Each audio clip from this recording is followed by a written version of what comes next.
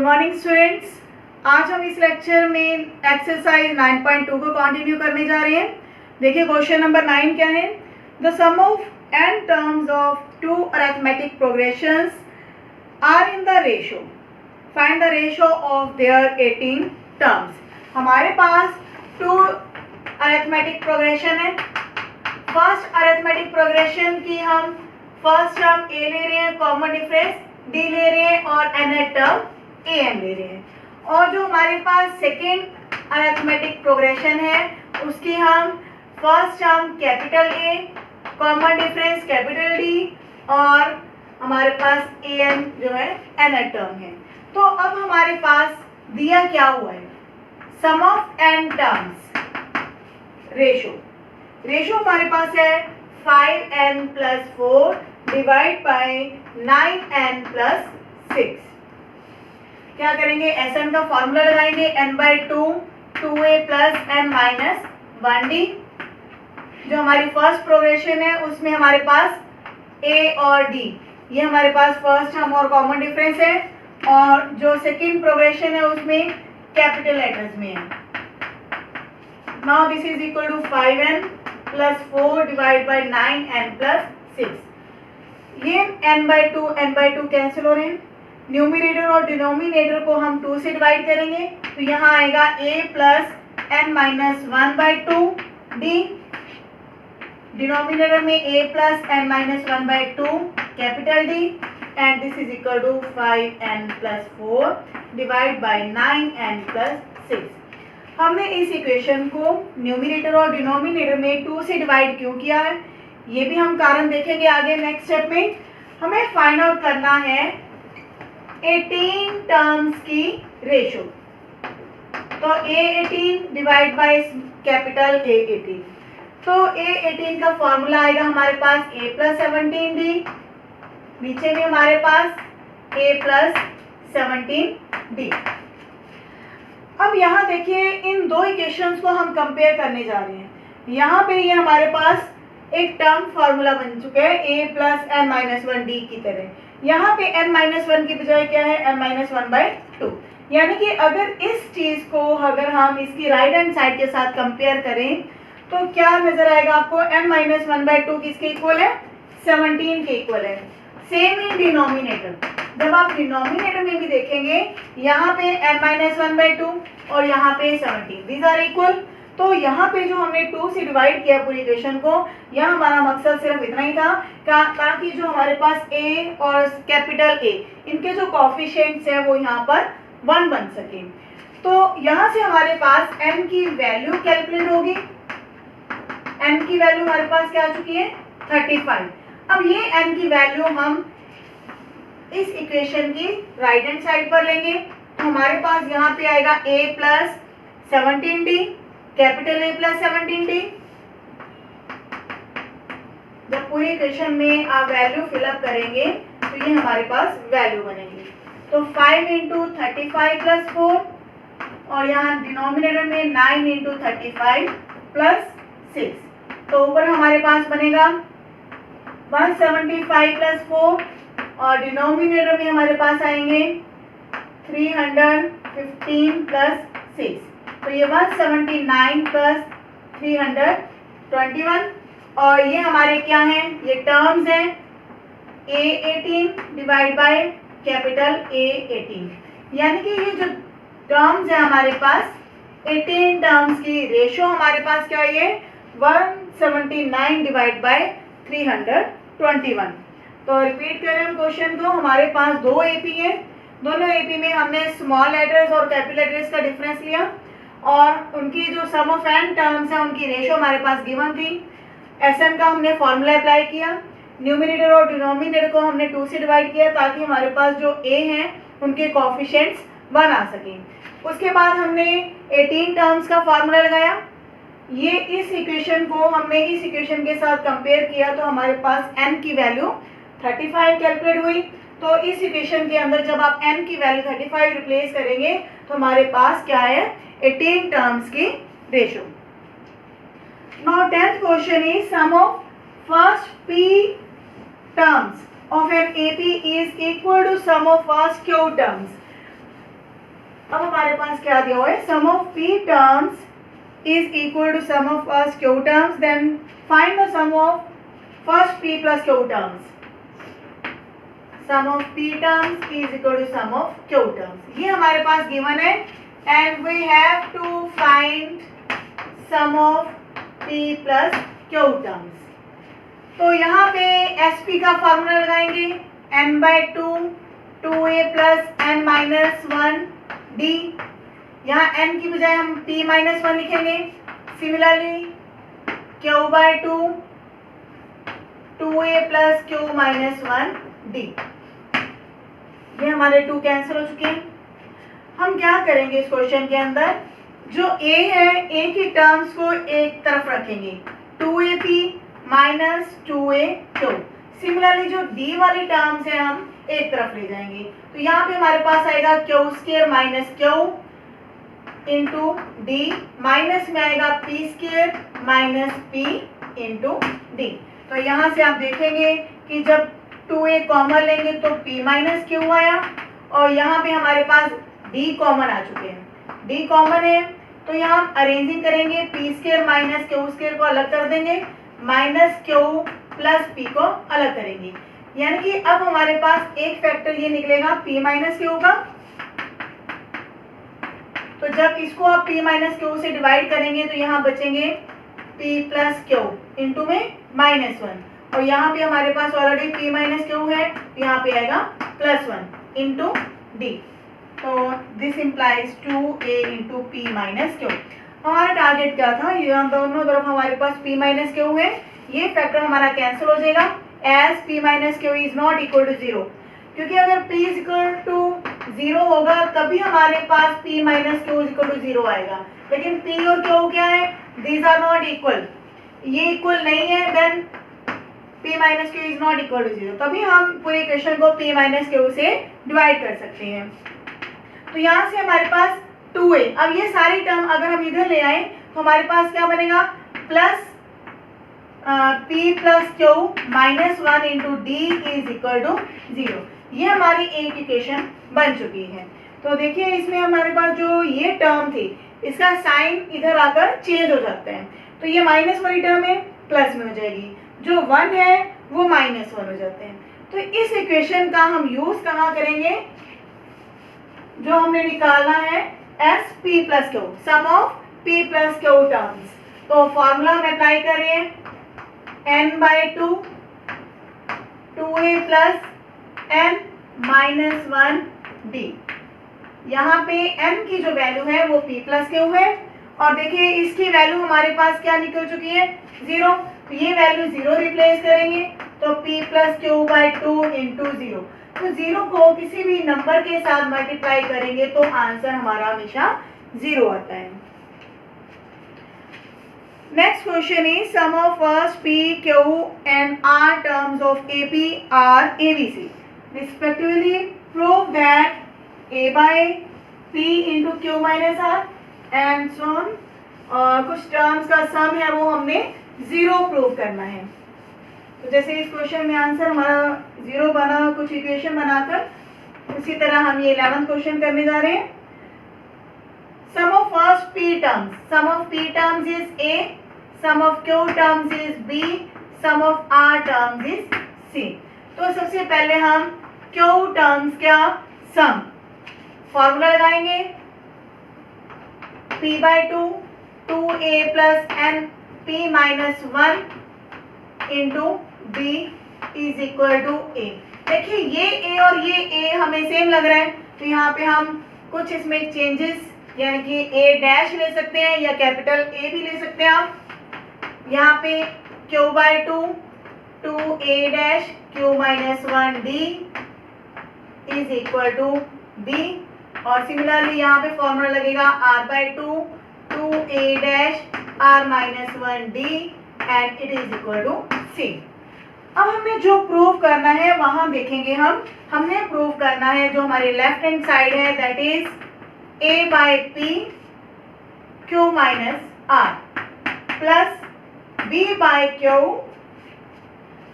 R minus P plus C by R p minus Q. हम क्या करेंगे, यहाँ चाहे तो आप a b c की वैल्यूज जो हमारे पास निकली है वो रिप्लेस कर दें, या फिर ये जो p है राइट हैंड साइड पर जाकर इसके डिनोमिनेटर में आएगा। सिमिलरली ये जो हमारा q है राइट हैंड साइड पर जाकर डिनोमिनेटर में, और ये भी हमारे पास c अपॉन r। तो यहाँ पे हम क्या करेंगे, a बाई पी की वैल्यू, b बाई क्यू की वैल्यू और c बाई r की वैल्यू जो है ये हम रिप्लेस करेंगे। तो हमारे पास आएगा 1/2। देखिए तीनों टर्म्स में हमारे पास 1/2 कॉमन है, तो हमने क्या किया 1/2 कॉमन लिया। हमारे पास बचेगा 2a dash plus p minus 1 into D. इस फैक्टर की मल्टीप्लाई होगी q माइनस r के साथ। सिमिलरली ये पूरी एक होल ब्रैकेट बनेगी क्योंकि 1/2 हमारा कॉमन है। यहाँ पे आएगा 2a dash plus q minus 1 into D. इस ब्रैकेट की मल्टीप्लाई होगी हमारे पास r माइनस p के साथ, and 2a dash plus r minus 1d।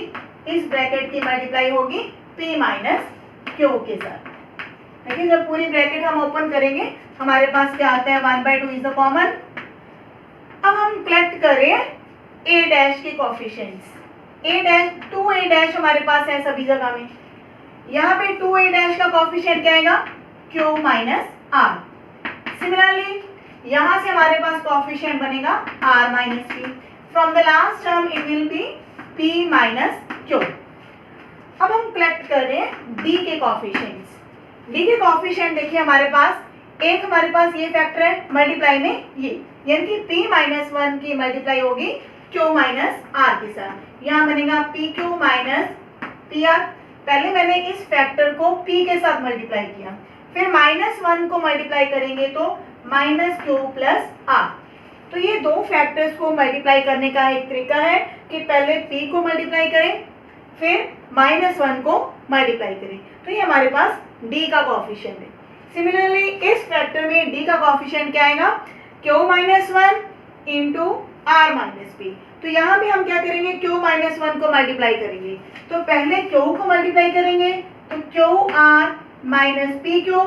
Similarly -1 के साथ करेंगे तो -r प्लस p प्लस, अब यहाँ भी r माइनस 1 की मल्टीप्लाई होगी तो pr minus qr minus p plus q। तो देखिए क्या क्या टर्म्स हमारे पास रहती हैं, q is cancelled with minus q, minus r plus r, minus p plus p। एक टर्म अगर प्लस की है एक टर्म अगर माइनस की है तो दोनों टर्म आपस में कैंसिल होकर 0 हो जाती हैं। Similarly pq and pq minus में ये कैंसिल होगी टर्म, pr ये माइनस में ये प्लस में है, qr माइनस में qr प्लस में ये टर्म कैंसिल होगी। नाउ माइनस के q प्लस का q, प्लस का r माइनस का r, p माइनस p। तो सभी टर्म्स हमारे पास कैंसिल हो चुकी हैं, तो आंसर हमारे पास क्या आया 0 and which is equal to right hand side. Question बहुत आसान है। देखिए हमारे पास क्या गिवन था, SP SQ SR। हमने सम ऑफ n टर्म्स का फॉर्मूला लगाया और हमने जो इक्वेशन लेफ्ट हैंड साइड है उसके अंदर a upon p, b upon q, c upon r की वैल्यूज को फिलअप किया। चाहे तो आप a b c की वैल्यूज को फिलअप करके भी कर सकते हैं। Next question is 12. The ratio of sum of m and n terms of an AP is m square n square. Find the ratio of mth and nth term is this. ये question जो हमारा 12th है बिल्कुल same हमारा जो question 9 था उसी की तरह करेंगे खुद प्रैक्टिस। नेक्स्ट क्वेश्चन हम 13 करने जा रहे हैं। Sum of n terms of AP is and its mth term is 164. Find the value of m. अब हमारे पास सम ऑफ n टर्म्स दिए हुए, sum of n terms given and mth term is given, और हमने क्या निकालना है m की वैल्यू को। तो 13 question, Sn is given 3n square plus 5n and mth term is 164. हमने क्या कैलकुलेट करना है, m की वैल्यू। तो अगर m टर्म फॉर्मूला लगाते हैं तो ये हमारे पास आता है a plus m minus 1 into D, यानी कि इक्वेशन के अंदर हमें a और d चाहिए। ये क्वेश्चन हम पहले भी ऐसा कर चुके हैं कि अगर हमारे पास Sm दिया हुआ है तो वहां से हमें कॉमन डिफरेंस क्या निकालना। तो देखिए अगर हम m की वैल्यू को 1 लेंगे तो S1 की वैल्यू आएगी 3 प्लस 5 इक्वल टू 8। S1 का मतलब है पहली टर्म, यानी कि a की वैल्यू हमारे पास 8 आ गई। m की वैल्यू 2, S2 आ जाएगा 3 इंटू 2 स्क्वायर 5 इंटू 2, तो ये हमारे पास आएगा 12 plus 10 that is equal to 22। लेकिन S2 का मतलब होता है पहले दो टर्म्स का एडिशन, तो यहाँ से A2 की वैल्यू आएगी 22 माइनस A1 की वैल्यू हमारे पास कितनी आई है 8, तो इट इज इक्वल टू 14। अब देखिए ये हमारे पास A2 है, ये हमारे पास A है, यानी कि दो टर्म्स हमारे पास आ चुकी हैं। तो यहाँ से हम कॉमन डिफरेंस लिख लेंगे 14 माइनस 8 इज इक्वल टू 6, क्योंकि सेकेंड टर्म में से हम फर्स्ट टर्म निकालते हैं तो हमारे पास कॉमन डिफरेंस निकल आता है। तो फर्स्ट टर्म हमारे पास है 8 एंड कॉमन डिफरेंस इज 6, तो ये दोनों वैल्यूज हम इस इक्वेशन में रिप्लेस करेंगे। a की वैल्यू 8 है और d की वैल्यू हमारे पास 6 है। तो सबसे पहले हम काम यही करते हैं कि 8 जो प्लस में है राइट हैंड साइड पर जाकर माइनस हो जाएगा। 164 में से जब आप 8 को सब्ट्रैक्ट करेंगे तो यहाँ आएंगे 156, क्योंकि अब हमारे पास लेफ्ट हैंड साइड पर 6 मल्टीप्लाई में पड़ा है तो इधर हमारे पास डिवीजन में जाएगा। चाहे तो आप 6 से इसको डायरेक्ट काट दें, अदरवाइज पहले आप 2 से काटें, तो 2 पे काटेंगे तो हमारे पास आएगा 78। अब आप 3 से काटेंगे तो ये हमारे पास आएगा 26। तो m की वैल्यू क्या आएगी 26 प्लस 1 इक्वल टू 27। देखिए जो ही हमारा -1 है राइट हैंड साइड पर जाकर प्लस हो जाते हैं। रिपीट करें क्वेश्चन को, हम Sn हमें दिया हुआ था am हमारे पास mth टर्म है, mth टर्म का हमने फॉर्मूला लगाया और हमें चाहिए कि अब a और d की वैल्यूज हमारे पास इस इक्वेशन से निकलेंगी। m की वैल्यू हमने 1 और 2 ली तो हमारे पास फर्स्ट टर्म निकल आई और यहाँ पे हमारे पास second term minus first term करेंगे तो हमारे पास आ जाता है कॉमन डिफरेंस। तो ये और a और d की वैल्यूज हम इस इक्वेशन में रिप्लेस करेंगे तो हमारे पास क्या निकल आया m की value. Next question is 14, insert 5 numbers between 8 and 26 such that resulting sequence is an AP।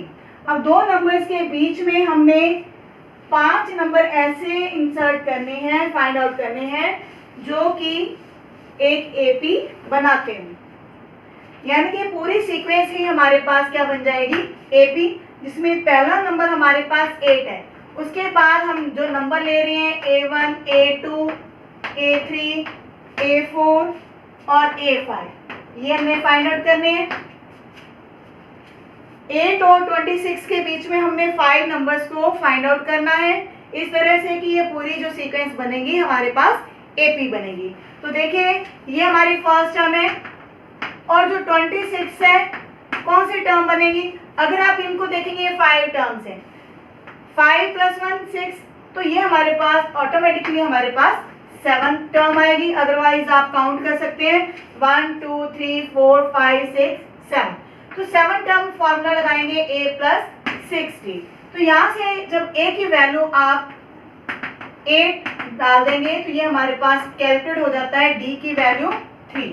तो a है हमारे पास, d आ गया, तो what is the value of a1 हमारे पास क्या है, this is the second term. तो second term formula a plus d, या हम डायरेक्ट भी दे सकते हैं कि जब d हमारा कैलकुलेट हो गया इसका मतलब है कि 8 में हम 3 जोड़ेंगे तो हमारी सेकेंड टर्म निकल आती है, तो ये हमारी आ जाएगी 11। और जब हमें a2 फाइंड आउट करना है तो चाहे तो इसी 11 में एक d जोड़ दें तो हमारे पास थर्ड टर्म फाइंड आउट हो जाएगी। नहीं तो आप फार्मूला लगाएं, प्रॉपर फार्मूला हमारा थर्ड टर्म का क्या होता है a प्लस 2d, तो 8 प्लस 2 इंटू d की वैल्यू 3 है तो ये हमारे पास 8 प्लस 6 इक्वल टू 14।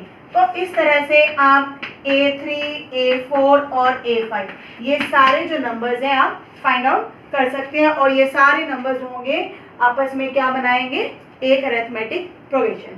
क्वेश्चन को रिपीट करिए हम। हमारे पास एक क्वेश्चन ऐसा था कि 8 और 26 के बीच में हमने 5 नंबर्स फाइंड आउट करने जो कि एपी फॉर्म करते हैं और हमारे पास फर्स्ट टर्म क्या है 8 और हमारे पास जो 26 है ये कौन सी टर्म बन रही है 7 टर्म। 7 टर्म फॉर्मूला हमने लगाया, ए की वैल्यू को रिप्लेस किया तो हमारे पास क्या कैलकुलेट हो गया डी की वैल्यू 3 आ चुकी है। Now what is the value of a1 हमारे पास क्या है, this is second term formula लगाया। इसी तरह a2 के ऊपर हमने थर्ड टर्म फॉर्मूला लगाया, तो इस तरह से आप बाकी टर्म्स भी फाइंड आउट कर सकते हैं। Next question is 15, if a raised to power m plus b raised to power m divide by a n minus 1 plus b n minus 1 is the arithmetic mean between a and b. Find the value of n.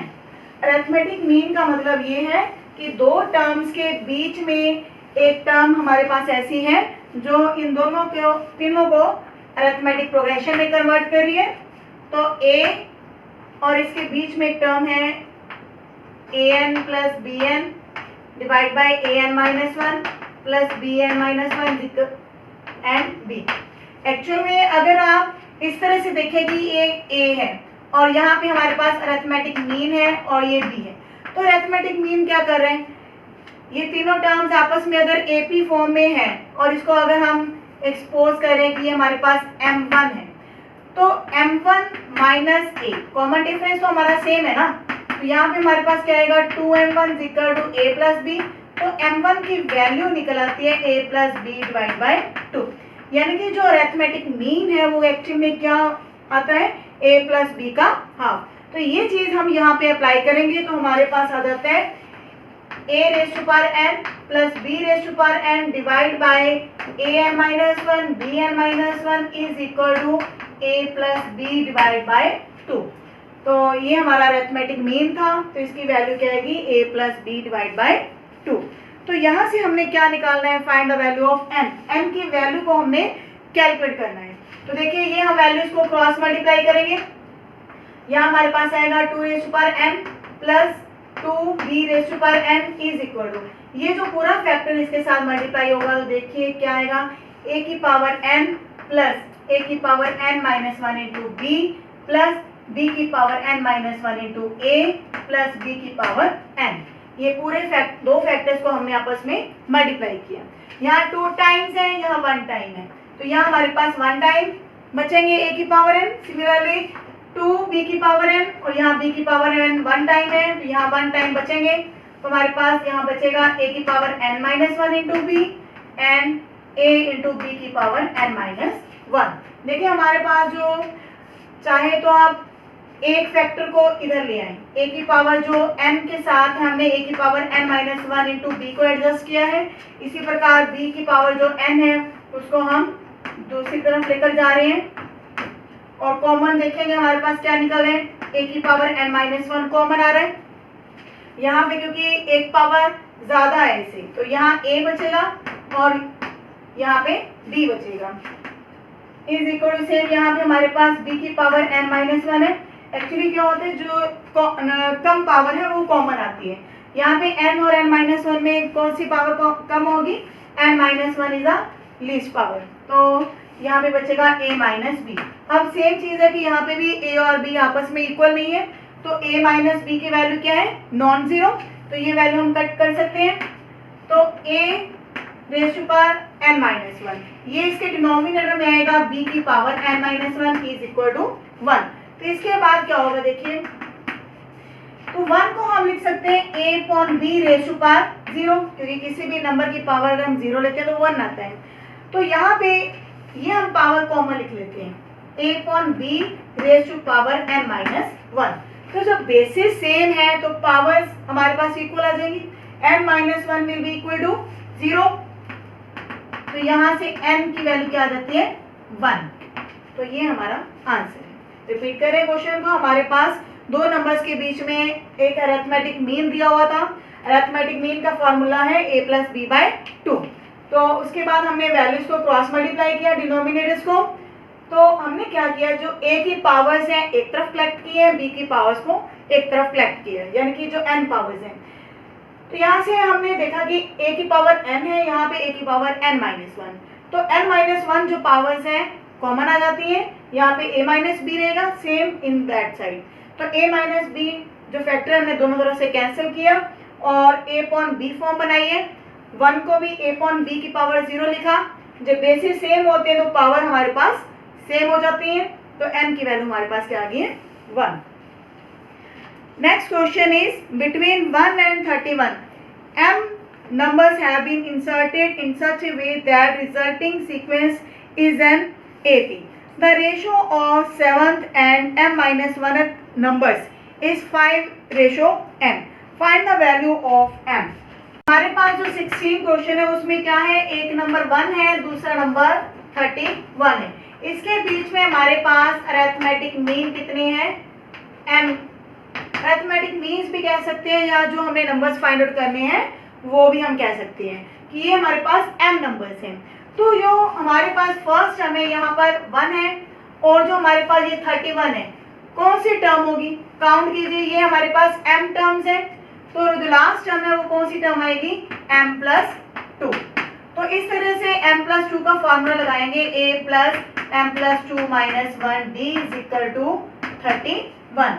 तो a की value 1 को replace करेंगे, तो इस तरह से हमारे पास जो d है वो क्या आ जाता है, देखिए जो 1 है दूसरी तरफ जाके सब्ट्रैक्ट हो जाएगा, तो d आ जाता है हमारे पास 30 डिवाइड बाई m+1। इसके बाद हमने क्या कैलकुलेट करना है, the ratio of 7th and m-1th numbers. अब हमने इन नंबर्स की में से जो एक 7th नंबर होगा और एक m-1 नंबर होगा, इनकी हमें रेशियो फाइंड आउट करनी है। तो देखिए जो हमारे पास ये टर्म्स हैं वो कौन सी बनेगी। अब ये जो हमारी फर्स्ट टर्म है, ये हमारी सेकंड टर्म, ये थर्ड टर्म, तो इस तरह से ये हमारी जो होगी 8th टर्म होगी और ये हमारे पास क्या होगी, mth टर्म होगी। तो हमारे पास फॉर्मूला है a प्लस 7d, यहाँ आएगा a प्लस m-1। तो ये हमने जो रेशियो है हमारे पास दी हुई है 5/9। ये हमारे पास जो रेशियो दी हुई थी, यहाँ से हमने m की वैल्यू को कैलकुलेट करना है। तो वैल्यूज को क्रॉस मल्टीप्लाई करेंगे, 9 into a plus 7d, 5 into a plus m-1d। तो a की वैल्यू को रिप्लेस करेंगे और d की वैल्यू को रिप्लेस करेंगे। a हमारे पास 1 है और d है हमारे पास 30 divide by m+1। Similarly on right hand side 1 plus m-1 into 30 divide by m+1। तो आगे हम एलसीएम लेंगे, m+1 यहाँ आएगा m+1 plus 210 and this side 5 into m+1 plus 30m minus 30 divide by m+1। ये वैल्यू हम कैंसिल करेंगे and this side 9। देखिए m प्लस ये 211 आएगा, 211 को जब 9 से मल्टीप्लाई करोगे 9 9 18 and this side 1m and 30m 31m को जब आप 5 से मल्टीप्लाई करोगे तो ये हमारे पास आएंगे 155m। यहाँ से -29 को जब आप 5 से मल्टीप्लाई करेंगे तो -145 आएंगे। तो m की टर्म्स को आप एक जगह इकट्ठा कर लेंगे, 155 माइनस 9m और 189, ये हमारा इस तरफ आके प्लस हो जाएगा। तो 189 में जब 145 को ऐड करेंगे तो ये आएगा 4402 इज इक्वल टू 155m में से जब 9 को सब्ट्रैक्ट करोगे ये आएंगे 146m। और इसके बाद हमारे पास m की वैल्यू क्या आएगी, 2044 डिवाइड बाय 146। इन दोनों को कट करने के बाद हमारी वैल्यू बनेगी 14। तो ये हमारे पास m की वैल्यू आ चुकी है 14। रिपीट कर रहे हैं हम क्वेश्चन को। हमारे पास दो टर्म सी 1 एंड 31, उनके बीच में हमने m नंबर्स को हमारे पास नंबर्स जो है m, उसमें हमारे पास ये दिया होगा कि 7 और m-1th नंबर की रेशो है 5.9 और हमने m की वैल्यू निकालनी थी। तो हमने क्या किया, जो लास्ट टर्म है उसके ऊपर हमने फॉर्मूला लगाया, d को कैलकुलेट किया, जो रेशो दी हुई है उसके अंदर हमने टर्म का फॉर्मूला लगाया, जो a7 है 8 टर्म है, m-1 am टर्म है। तो इनके टर्म्स के फॉर्मूले लगाने के बाद a और d की वैल्यूज को फिलअप किए और हमने किसको कैलकुलेट कर लिया, m को। जो हमारा 17 क्वेश्चन है उसमें क्या है, man starts repaying a loan as first instalment 100 rupees, if increases the instalment ₹5 every month, what amount he will pay in the 13th instalment. इस क्वेश्चन के अंदर हमारी जो फर्स्ट इंस्टॉलमेंट है वो हमारी ए होगी फर्स्ट टर्म, जो इंक्रीमेंट है वो हमारा कॉमन डिफरेंस हो गया, और जो 30th इंस्टॉलमेंट है that will be m value. तो m वैल्यू, a वैल्यू और d वैल्यूज दी रखी है और हमने क्या कैलकुलेट करना है, Sn। तो इसी तरह आप 18 क्वेश्चन खुद ट्राई करेंगे। मिलते हैं नेक्स्ट वीडियो में। Thank you.